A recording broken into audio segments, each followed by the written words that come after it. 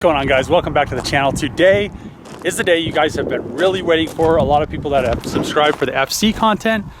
I am finally going to weld up the exhaust. So I'm pretty sure I have everything I need to get the exhaust done, and I can't wait to hear what it sounds like. So let's get over to the shop and start this project. So the FC is down at the shop finally, and I'm pretty sure you're as excited as I am, because I have been waiting to do this exhaust for a long time. And what has been holding this exhaust up from being done? One thing, I had to get the TIG welder working. So the TIG welder was in my semi-trailer. If you didn't see the video, I had to diagnose the problem, figured out what it was, fixed it. It is good to go. Then I had to order a new regulator. I'm not sure where my argon regulator went, but I got a brand new Miller one. This thing is good to go. Then I had to order a cup so I could do stainless. So we're good there as well. So the welder is 100% working, functioning. I struck an arc on it.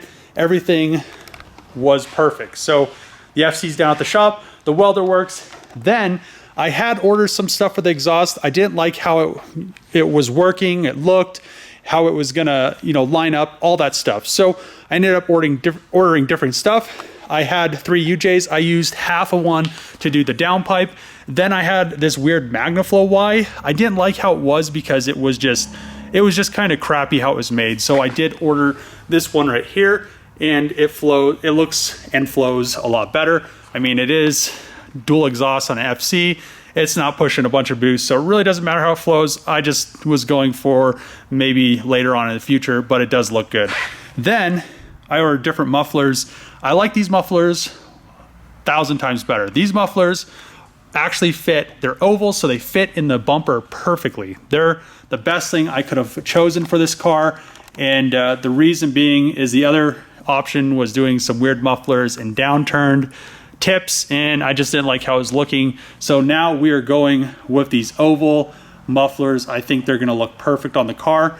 Then on the rear of the FC, it has these weird donut hangers, and there was no real option to get to, you could make something and or you could use these hangers. So I got these hangers right here for the rest of the exhaust because it uses a similar hanger as this. These are off of Nissan, but these ones are a little bit more firm and they bolt on a little bit better. So I ended up getting 4 of those off of 300ZX. That's gonna work great. But coming back to the donut hangers, there's not really a way to weld them onto a muffler to secure these donut hangers. If you just have them on there like this, they'll fall off or do something weird. I mean, there's ways to kind of stick them on there so they do kind of have the weight forced against it. But I ended up looking at some different options on the internet, and I kind of came across these, and these are for marine applications. So they're for boating.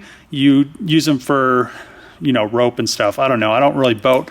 I've been on boats, but I'm not like a sailor. So this thing is just a boat hook. I'm going to cut the back part of it off.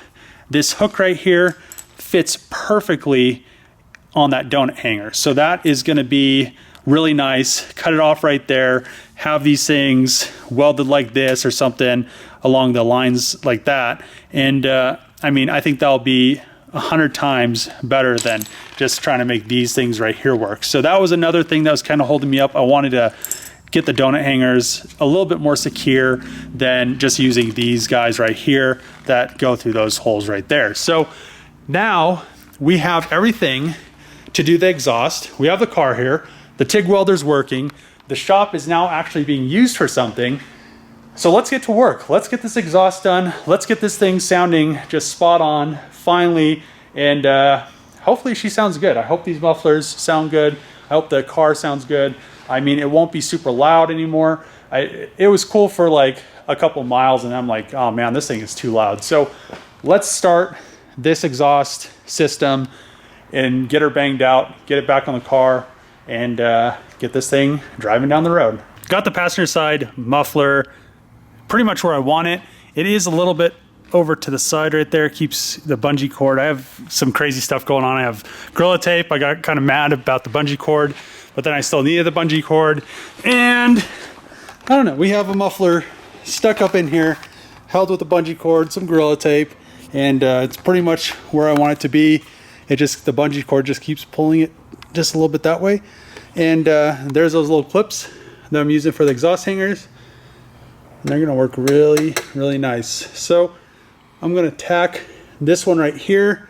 And I think this one I'm gonna have to mark or something, because I don't know, I'm gonna have to take the bungee cord off maybe, because it's in the way. So it's up here, you can kind of see it. It needs to just get tacked on up there. And then after those two are tacked, I have this spaced away from the fuel tank, just exactly how it needs to be. And then I have to run the exhaust pipe off of here, but it has to go down there.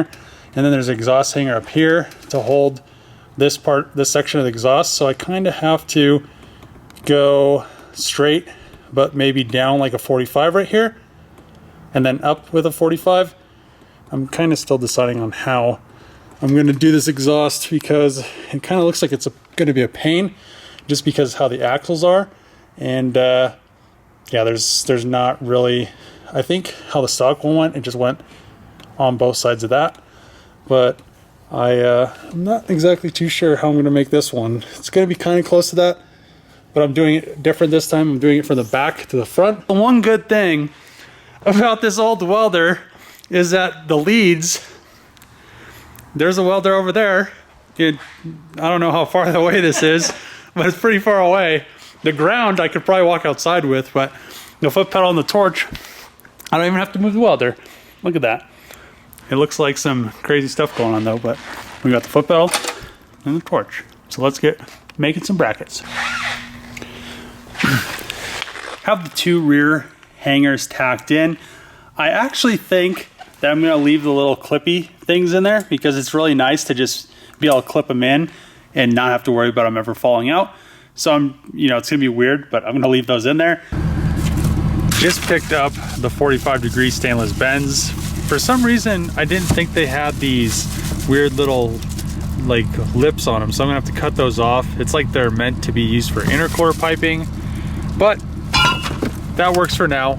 And now we have 5 of the 45s, and I think we should be good on bends for the exhaust. Cut these ends off of these pipes, because I don't know why who would use stainless steel for intercooler pipes. I don't understand it. But we once we got them cut off, there's 5 of them. Well, actually there's 10 of them, because there's one on each side. One little trick that I kind of learned when I was tacking the hangers on, not exactly sure if it works with every welder or every TIG welder. Maybe it's just because it's a dinosaur welder, but what I was doing, and I really discovered it on accident, I was tacking one of the hangers, and it was like touching the tip, but the hanger wasn't actually touching the muffler. And then when I touched the muffler, and I had like the tip touching, the piece of tungsten was touching the stainless hanger, and then right when it touched the muffler, it literally tacked it enough for me to go back and run a tack without actually having to hold it. So I did it on this side too. It worked really well.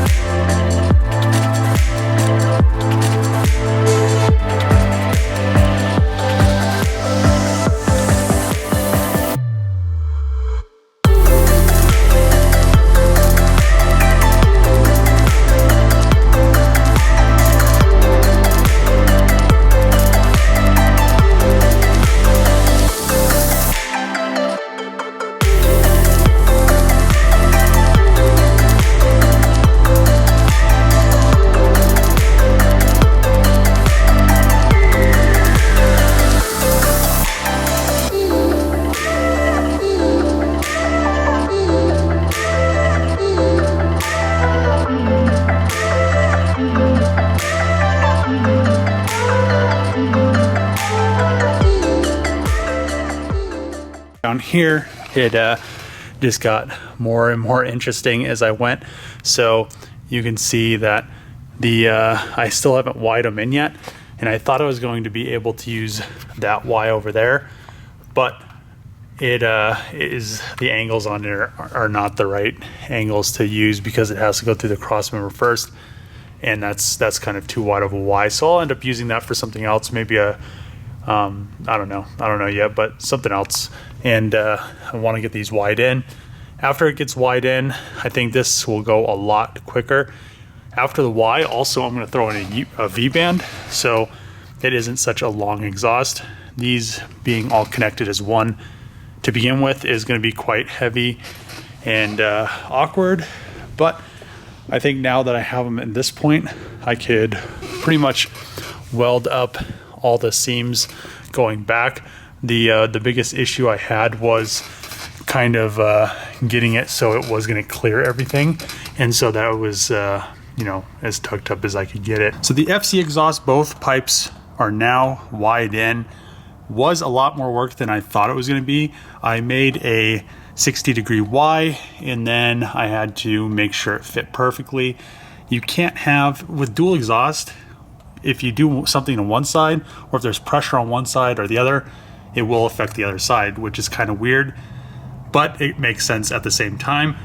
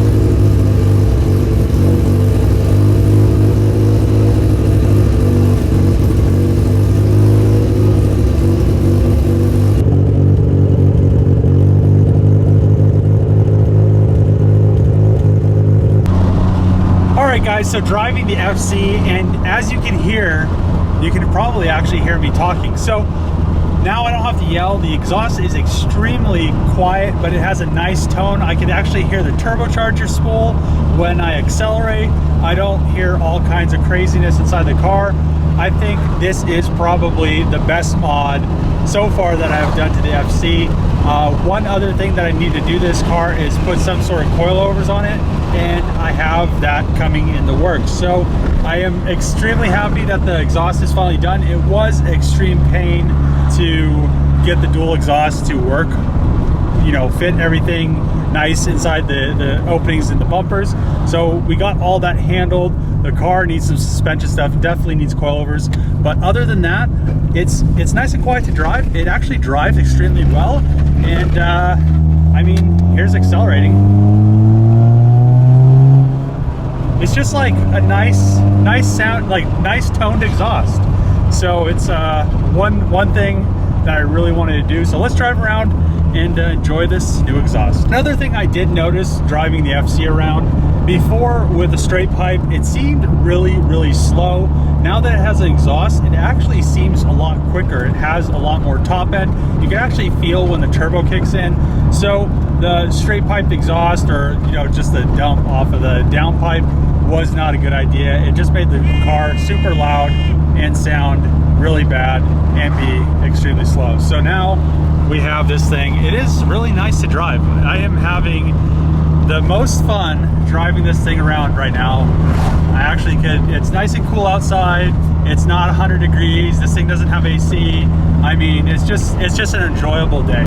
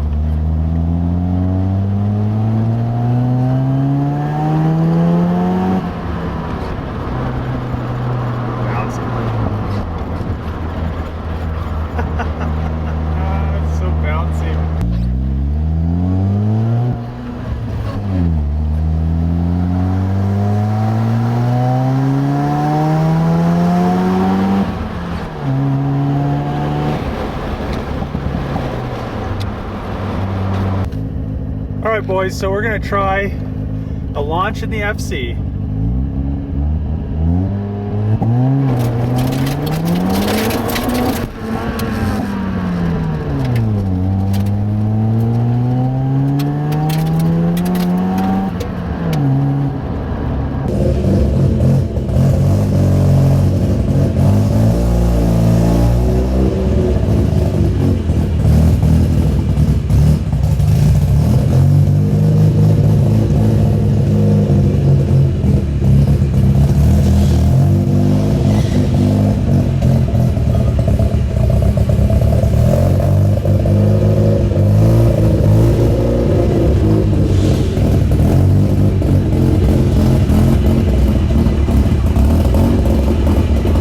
Just finished cleaning the shop up a little bit. I need to get a mop bucket so I can mop the floor, but it's all clean. I put the welding table away. I love that that thing rolls, but when I was trying to weld something, I was trying to push on it, it was rolling around. It kind of made me mad, but it's really nice that I could put away. That is one plus about that welding table. Also, the FC is now drivable. I drove it around. I really enjoy the quiet exhaust. It's not too quiet, but it's a nice toned exhaust. So the FC is sitting in here next to the VR4. This car has probably never been inside since, I don't know, it's probably been outside its whole life, and now it's like, what do I do? It's kind of in a garage. So they're next to, they're old JDM cars next to each other. I love both of them. I like how both of them look in their own ways. But I think the next modification that I'm going to do to the FC is coilovers.